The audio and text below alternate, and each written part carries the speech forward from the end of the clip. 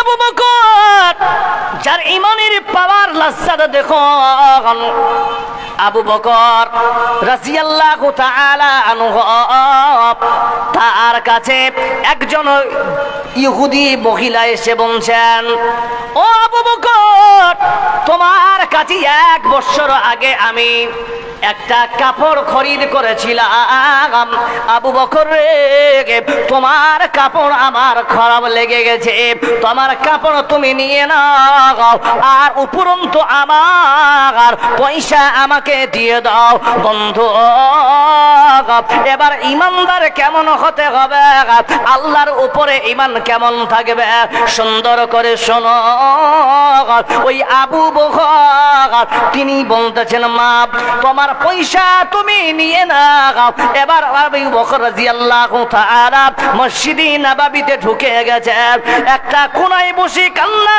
করতেছে অঝর নয়নে কান্না শুরু করেছে একজন সাহাবা ওই রাস্তা দিয়ে যেতে যেতে যেতে দেখতেছেন কে বা কারা একজন মসজিদে ঢুকে এমন কান্না করতেছে যেমন ছোট্ট বাচ্চারা ঢুকরে ঢুকরে কান্না করে আল্লাহর নবীর কাছে গিয়ে বলছেন নবীজি আপনার কোন একজন সাহাবা মসজিদে নববীর কোণে এমন কান্না শুরু করে দিয়েছে নবী গো চলুন তো আল্লাহর নবী এসে দেখতেছেন কেউ না ওই জায়গায় কেউ না ওইটা হলো হযরত আবু বকর রাদিয়াল্লাহু তাআলা আনহু যখন চলে গেলেন গিয়ে আবু বকরের কাঁধে হাত দিয়ে বলছেন আবু বকর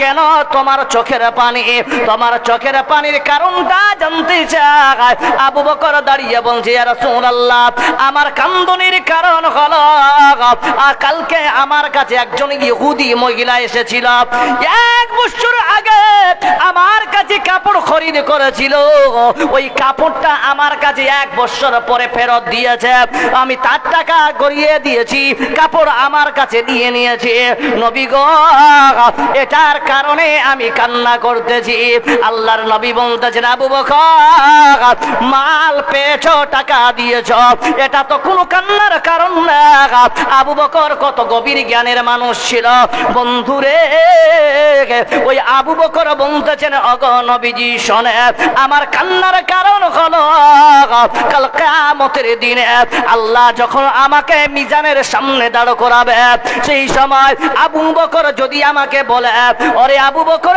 আয় আয় আয় তুমি দুনিয়ার জিন্দেগিতে অনেক ভালো ভালো আমল করেছো ওরে আবু বকর তোমার জিন্দেগির সব আমল আমার ভালো লেগেছিল কিন্তু শুনে না তোমার সব আমল আমার ভালো লেগেছে এটা হলো পজিটিভ পয়েন্ট নবী গো যেমন আজকে ইহুদি মহিলা যেমন আমার কাছে 1 বছর পর বলেছে তোমার কাপড় খারাপ তোমার কাপড় আমার অপছন্দ হয়েছে তোমার কাপড় তুমি নিয়ে নাও আর আমার টাকা আমাকে ফেরত দাও কাল কিয়ামতের দিনে আল্লাহ যদি এইভাবে বলে নবী গো ওরে আবু বকর তোমার আমল তুমি নিয়ে নাও আমার জান্নাত তুমি আমাকে দিয়ে দাও ওগো নবীজি ওই সময় আমার মতো কেউ অসহায় বান্দার কেউ থাকবে না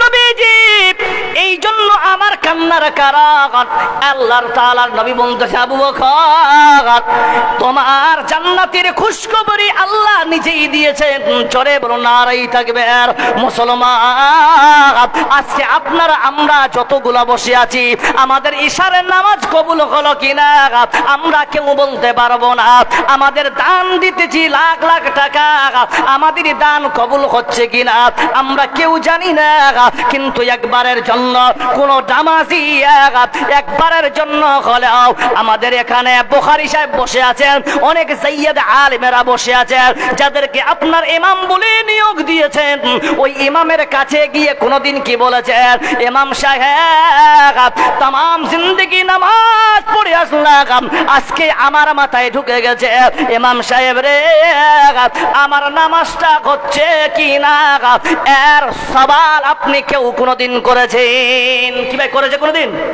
যে আমার নামাজ হয়েছে কিনা কোন ইমামের কাছে গেছেন না কিন্তু দুনিয়ার জিন্দেগিতে এখন আপনার ম্যাট্রিক পরীক্ষা চলছে না স্যার চলছে ইন্টার পরীক্ষা চলছে তো আজ থেকে শুরু কারেক্ট আজ থেকে দেখলাম পুরো কিষানগঞ্জ জ্যাম।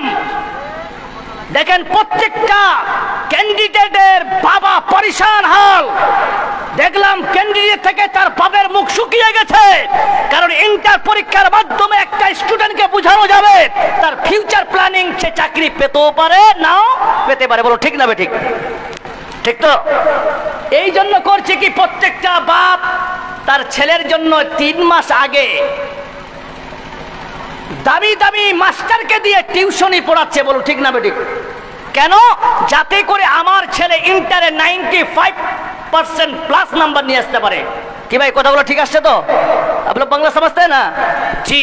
তাহলে দুনিয়ার জিন্দগিতে আপনার ছেলে ওয়াস্তানিয়া ফৌকানিয়াতে পাস করে একজন মাস্টার ডিগ্রি করে সে মাস্টারি চাকরি করে দুনিয়াতে, কিন্তু যে দুনিয়াতে থেকে যে আল্লাহ আপনাকে খাওয়াচ্ছে, যে আল্লাহ আপনাকে সম্মান দিল, যেই আল্লাহ আপনাকে এনি টাইম আপনার খবর রাখে, সেই আল্লাহর ইবাদত করতে গিয়ে যাচাই না করে আপনি ইবাদত করলেন। বলুন তো এখানে শেখরা বসে আছেন, একজন সাহাবা 40 বছর ধরে ইবাদত করেছে। কি ভাই ঠিক না বে ঠিক? কিন্তু বলছে তবুও তার একদিনও ইবাদত কবুল হয়নি। একজন সাহাবা 40 বছর ধরে ইবাদত করেছে।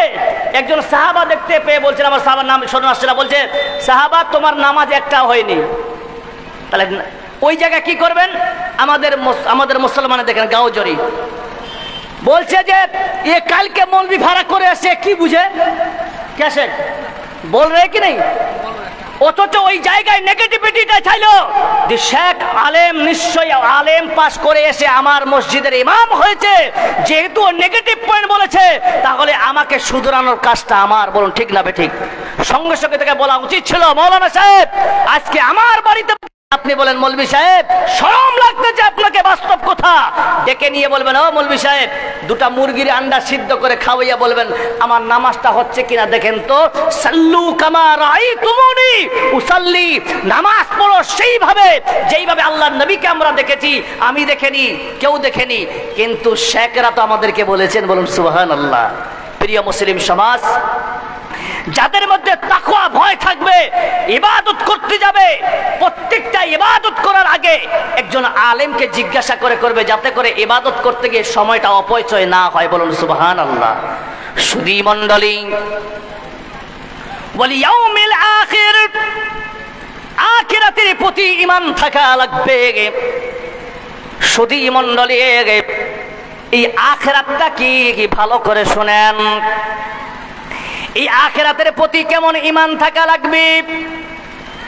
আজ আপনি আমি সবাই আখিরাতকে ভুলে গেছি বলে আজকে আমরা বেতাহাসা যেই বানছি সেই করতেছি, মন যা চাই তাই করো। জি বাবা, এবার আব্দুল্লাহ ইবনে রাবাহা রাদিয়াল্লাহু তাআলা আনহু, তিনি দেখেন আল্লাহর একজন নবীর সাহাবা আব্দুল্লাহ ইবনে রাবাহা, তিনি দেখতেছি নিনার স্ত্রীর উরুতে মাথা দিয়ে, তিনার স্ত্রীর জাঙ্গে মাথা দিয়ে তিনি করলেন কি, তিনি শুয়ে আছেন এবং দেখেন আল্লাহর নবী বলতেছেন, আব্দুল্লাহ ইবনে রাবাহা সূরা মারিয়ামের 73 নম্বর আয়াত তেলাওয়াত করতেছেন, ওয়া ইম মিনকুম ইল্লা ওয়ারিদুহা কানা আলা রাব্বিকা হাতামান মাকদিয়া। এই আয়াত পড়তেছে, পড়তে পড়তে পড়তে পড়তে ডুকরে ডুকরে কান্না শুরু করে দিয়েছেন। আব্দুল্লাহ ইবনে রাবাহা স্ত্রীর কুরুতে মাথা দিয়ে ঘুমাচ্ছেন। বন্ধু, এই জায়গায় একটা নুকতা আপনাকে দিব, এই পয়েন্টটা মনে রাখবেন মুসলমান। এখানে যতগুলো লোক বসে আছেন শুনে যাও, স্ত্রীর উরুতে মাথা দিয়ে ঘুমানোটা আল্লাহর নবীর সুন্নাত। বলুন সুবহানাল্লাহ। हकीकत से ये दुनिया बेखबर है, दुनिया की नुमाइश पर नजर है। नमी गोयम के आज दुनिया जुदा बागा बोहर कारे के बाशी बा खुदाबाश। जरे बोलो नाराए तकबीर, जरे बोलो नाराए तकबीर। পিছন থেকে আওয়াজ নাই, আপনারা কি ঘুমিয়ে গেছেন? জি ভাই, এবার দেখেন এই জায়গায় মাথা দিয়ে ঘুমানোটা যদি সুন্নতে, মৌলভী সাহেব কি করবো তাহলে? এখনকার বাজারে স্বামী স্ত্রীর মোহাব্বত দূরে সরে গেছে, এই দূরে সরালো কে? যার নাম হচ্ছে মোবাইল। বলুন ঠিক না বেঠিক? কেমন করে? উদাহরণ দিলে বুঝতে পারবেন। মায়েরা বসে আছেন, সরে শোনা রাখেন, বুখারী শরীফ হাদিস নাম্বার 27, 28 এবং 29। 27, 28 সারাংশ দিয়ে 29 থেকে আমি ফলো করে দেখিয়ে দিচ্ছি। নবী করিম সাল্লাল্লাহু আলাইহি সাল্লাম বলছেন, পৃথিবীতে এই নারী জাতির থেকে ভালোভাবে আগে জান্নাতে যাবে এই জাতি থেকে আর পুরুষেরও যাবে না। কেমন করে? উনি একটা উদাহরণ দিচ্ছেন। মেয়েরা জাহান্নামে বেশিরভাগ যাবে, আবার বলছে এরা আগেই জান্নাতে যাবে কৌশল করে, যদি একটা মেয়ে যদি ভালো হয়। কেমন করে? বুখারী শরীফের 29 হাদিস নাম্বার অনুযায়ী বলা হয়েছে যে একজন স্ত্রী যদি তার স্বামীকে এতটুকু কথা বলে যে তুমি আমার জন্য কি করেছো, কথাটা হালকা না ভারী? তুমি আমার জন্য কি করেছো, কথাটা দেখেন খুব হালকা মনে হয়। শেখরা বসে আছেন, এতটুকু কথা বলার কারণে স্বামী যদি অসন্তুষ্ট হয়, মারা যায়, স্ত্রী যদি তার কাছে মাপ না নিয়ে বেঁচে থাকে, আল্লাহ নবী সাল্লাল্লাহু আলাইহি ওয়াসাল্লাম বলছেন ওই মেয়ে জাহান্নামে যাবে। ওই মেয়ে কোথায় যাবে? জাহান্নামে যাবে। কিন্তু সালাফে সালেহিন লিখেছেন, কি দামি কথা লিখেছেন, আল্লাহু আকবার। একজন মহিলা অতি সহজে জান্নাতে যাবে। কেমন? এর পরিপ্রেক্ষিতে তিনি লিখতে গিয়ে লিখেছেন যে কোনো স্বামী যদি বেঁচে থাকে এবং স্ত্রী যদি আগে মারা যায়, তার স্বামী যদি আল্লাহর কাছে ওর স্ত্রীর জন্য সার্টিফিকেট বা স্যাটিসফাই দেয় যে আল্লাহ আমার স্ত্রী আমাকে দুনিয়াতে যতদিন ছিল আমাকে সন্তুষ্ট করে মারা গেছে, সালফে সালেহিন লিখেছেন ওই মহিলা, ওই ব্যক্তির দোয়া আল্লাহ কবুল করে ওই মহিলাকে আল্লাহ জান্নাতবাসী করবেন। বলুন সুবহানাল্লাহ। এত সহজে। তাহলে আজ আপনাকে বলি মায়েরা, বোনেরা, সব থেকে যেটা খারাপ ভাইরাস ঢুকে গেছে, আমি জানি না আপনাদের এখানে মেন বাজার কিষানগঞ্জ, কি ভাই ঠিক বলছি তো? আজ ঈদের বাজারে যাবেন, পুরুষ থেকে মহিলার ভিড় বেশি। কথাটা সত্য না মিথ্যা? এই জাতি আপনাকে বলি, এই মুসলমান জাতি কখনো সোজা হবে না, কখনো সোজাত হবে না। আমেরিকার মাটিতে আজকে দেখতে পাচ্ছেন চজ্জরকে দাউ দাউ করে দাবানলের আগুনে তারা নিমজ্জিত হয়েছে, কারণ তারা নিজেই বুঝতে পারছে আমাদের ভুলটা কোথায়। কি ভুলের কারণে? আল্লাহর গজব অনিবার্য, এতে কোনো সন্দেহের অবকাশ নেই। কিন্তু মুসলমান জাতি, আজ আপনার কাছে কোরআন আছে, আপনার কাছে আল্লাহ নবীর সুন্নত আছে, আজ থেকে তওবা গ্রহণ, আজ থেকে তওবা করুন যে আল্লাহ যতদিন বাঁচবো তোমার আইন অনুযায়ী বাঁচবো। জোরে বলুন ইনশাআল্লাহ। দুই হাত খাড়া করে বলুন, জোরে বলুন ইনশাআল্লাহ। সবাই দুই হাত খাড়া করে বলুন, আল্লাহ আমাদের হাতকে কবুল করুক।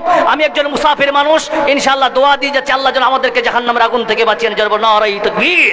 প্রিয় মুসলিম সমাজ, আজ আমেরিকার মাটিতে তারা যে ব্যবহার করেছে, মনে রাখবেন যেই জায়গায় আল্লাহর লানত, ওই জায়গায় গজব হয়।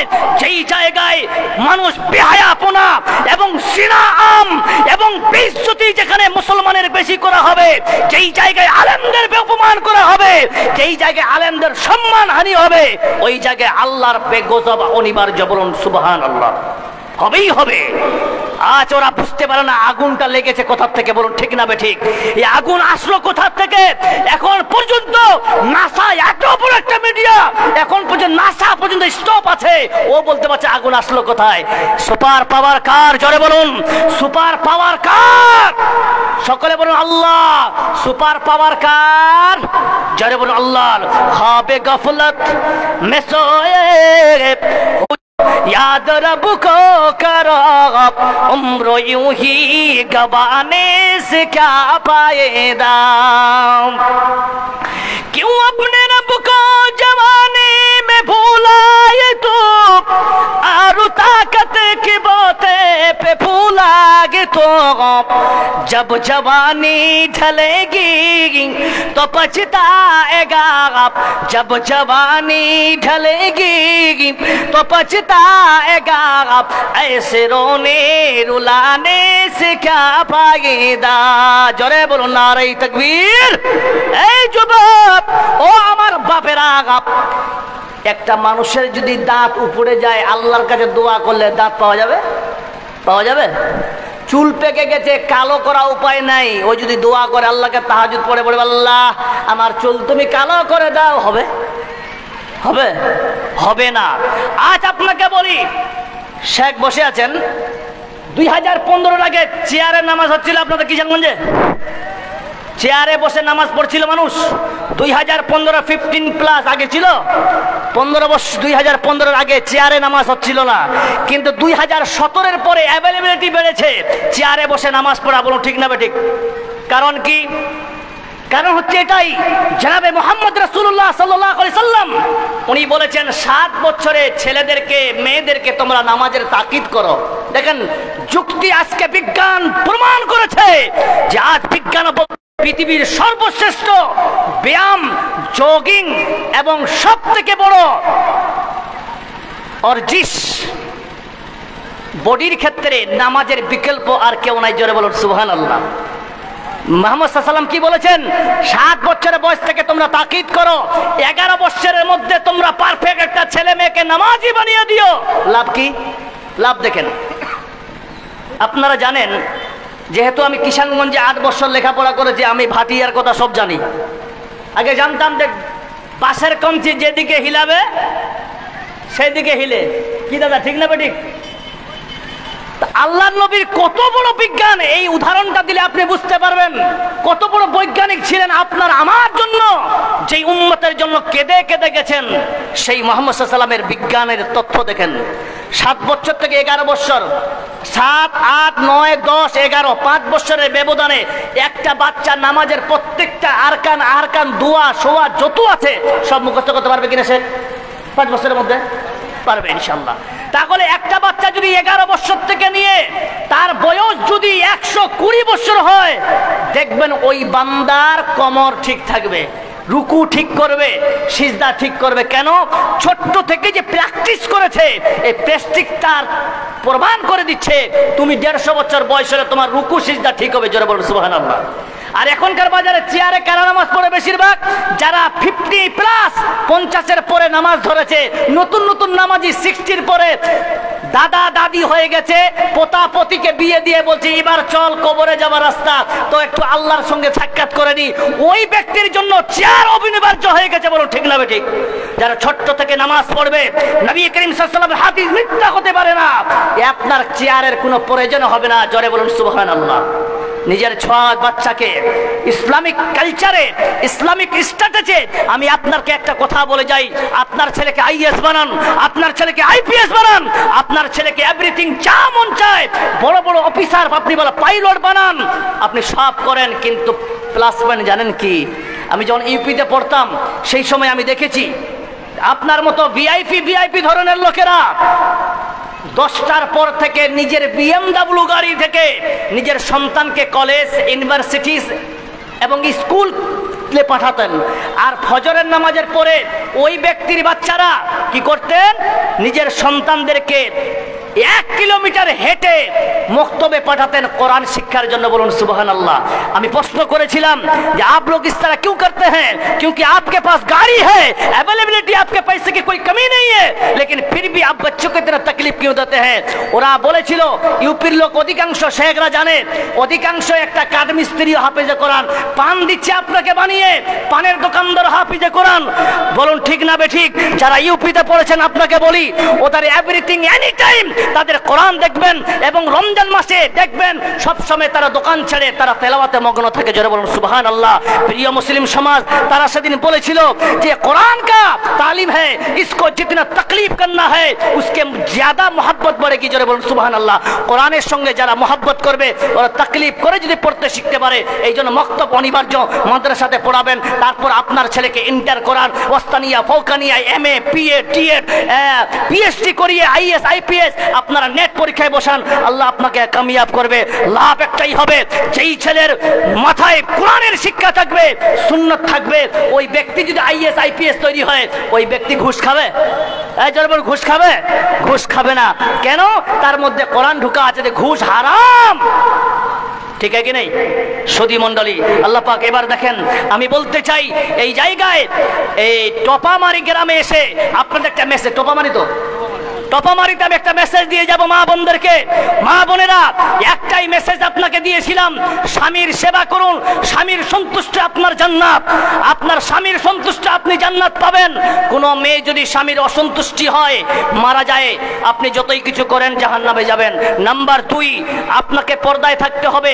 আপনার স্বামী আপনার কাপড় কিনবে, আপনার স্বামী আপনার প্রয়োজন মিটাবে, আপনাকে বাজারে গিয়ে একা কিনি গায়ের মেহরামের সামনে বেহায়াপনা দেখা যাবে না।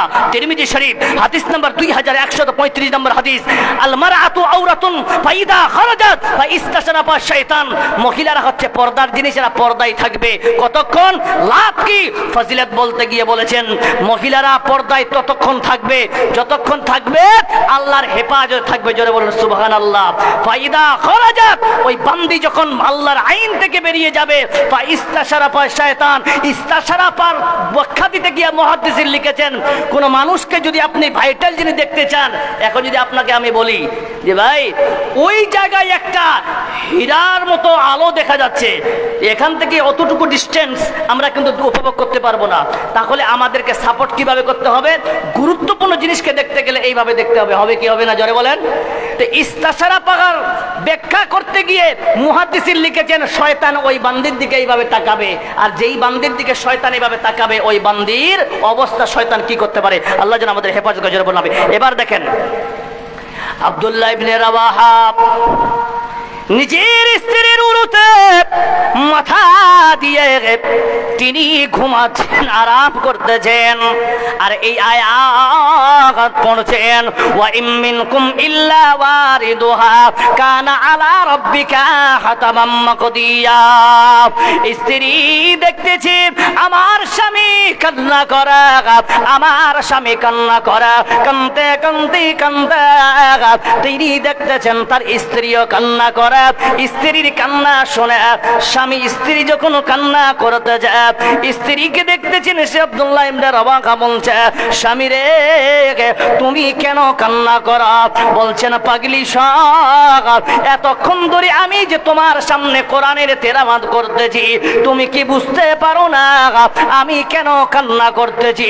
আমার কান্নার কারণ হলো, আমার কান্নার কারণ হলো আমি বলতেছি স্ত্রী রে, কাল কিয়ামতের দিন আল্লাহ যখন জান্নাতীদেরকে জান্নাত দেবে আর জাহান্নামীদেরকে যখন জাহান্নামে দেবে, স্ত্রী শুনে না, জান্নাতীরা ওই রাস্তা অতিক্রম করবে, জান্নাতীদের রাস্তা এটা আর জাহান্নামীর রাস্তা ওটা। ওগো স্বামী কি সেই রাস্তার নাম? এবার সেই সাহাবা বলছে ওই রাস্তার নাম হলো ইন্দা সিরাত, ওটার নাম হলো পুলসিরাত। বলবেন স্যার? জি মাশাআল্লাহ। সেই সময় আব্দুল্লাহ ইবনে রাওয়াহা এবার স্ত্রীকে বলছেন, স্ত্রী শোন, আমি বলার উদ্দেশ্য হলো সেই পুলসিরাত যখন বান্দা পার হবে, যখন পার হবে রে, তুমি ভালো করে শুনে নাও ওই রাস্তাটা কেমন হবে, ওই রাস্তার তোমরা জায়গাটার পরিকল্পনা তুমি কি হবে শুনে নাও। ওই রাস্তাটার লম্বা কতটা, চওড়া কতটা, শুরু কতটা, চুলের মতো শুরু হবে আর প্লেটের মতো ধার হবে। ওগো স্বামী, বহুত খাতারনাক জায়গার স্বামী রে। তিনি বলতেছেন সাহাবা, ওই যে রাস্তাটা দুনিয়ার জিন্দেগিতে 50,000 বছরের একটা যদি দিন হয়, ওই রকম করি 1500 বছর ওই রাস্তাটা পার হতে সময় লাগবে। স্ত্রী শোনো, আমার কান্নার কারণ হলো এটা, ওই রাস্তা দিয়ে যখন মানুষ পার হবে তার মধ্যে আমিও ওই রাস্তাটার গতি কতটা হবে? ওই রাস্তাটা কেউ রকেটের গতিতে পার হবে, কেউ হাওয়াই জাহাজের গতিতে পার হবে, কেউ দ্রুত ঘোড়ার গতিতে পার হবে। স্ত্রী শুনে না, ওই রাস্তার দিকে ডানে বামে যখন চলবে, ওই ডানে দিকে বাম দিকে যখন চলতে থাকবে, দেখবেন কি ওই জাহান্নামের আগুনের ফুলকার মতো ফুলকা যদি তোমার স্বামী আব্দুল্লাহর কাছে পৌঁছে যায়, স্বামী রে তুমি মনে রাখিও ওগো স্ত্রী, তোমার স্বামীর আর জান্নাত যাওয়া হবে না। আজ কেন পৃথিবীটা লাগে এত সুন্দর, সে কোন রূপকারে সাজালো এ চরাচর। শুধু মণ্ডলী ওই জায়গায় যখন বলতে আরম্ভ করলো, রে বাবা বন্ধু এইরকম জাহান্নামের হবে রে বাবা, তাহলে আসে আমরা নামাজ পড়ি সব কিছু করে, তাহলে এডুকেশনাল সাবজেক্ট হিসাবে আমরা এমন একটা কাজ করব, বলুন তো মুসলমান জবাব দেখ, আমরা আল্লাহর ঘরকে কে কে ভালোবাসি? হাত খাড়া করেন তো। আল্লাহর মসজিদকে কে কে ভালোবাসি? হাত খাড়া করেন। जी माशाअल्लाह। जिंदगी एक किराए का घर है, एक ना एक दिन बदलना पड़ेगा, मौत जब तुझको आवाज देगी घर से बाहर निकलना पड़ेगा।